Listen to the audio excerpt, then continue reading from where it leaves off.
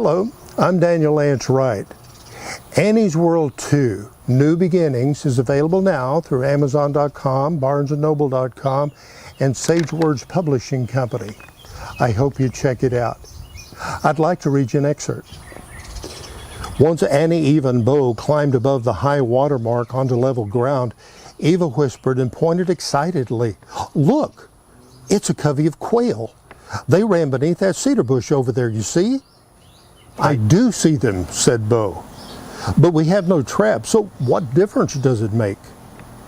Annie and Eva looked at one another, and then Annie said, "Pumpkin, do you think it's about time we show Bo and Yal what we can do?" Eva nodded and retrieved her sling from the pouch hanging at her side.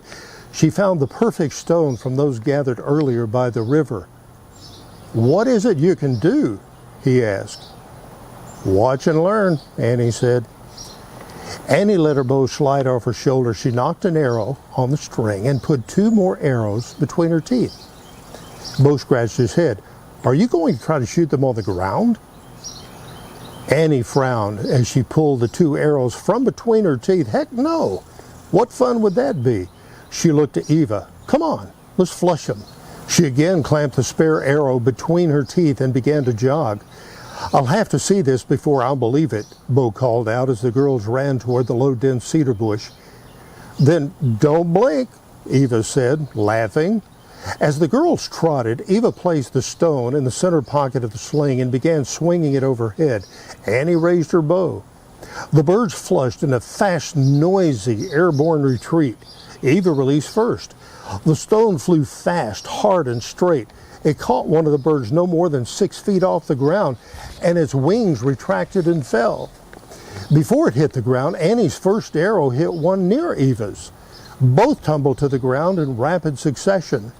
Another bird angled sharply away from the airborne covey, and in a flash, Annie had another arrow strung.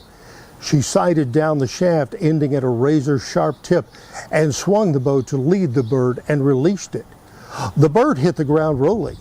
The time between the first and second arrows had to have been faster than a lightning flash. Annie wasn't finished. She strung the 3rd arrow and slid it to the perfect knock point. The remaining quail in flight had already begun descending to run on the ground, as quail will do. The lead bird, some distance away, had locked its wings and begun a glide to land. Annie drew the arrow, elevated it, and let it fly. It arched high and came down in the middle of that bird's back and stuck it, pushing it to the ground. Bo's jaw slackened, his lips parted, and his mouth fell open in amazement. What I just witnessed is not possible. 3 perfect strikes on targets that small in flight, and a girl as young as Eva downing a bird with a rock from a sling? Annie shouldered her bow. "You witnessed it with your own eyes, yet you still question it?" Bo began shaking his head, slowly at first. "I did watch it happen, and yes, I still can't believe it."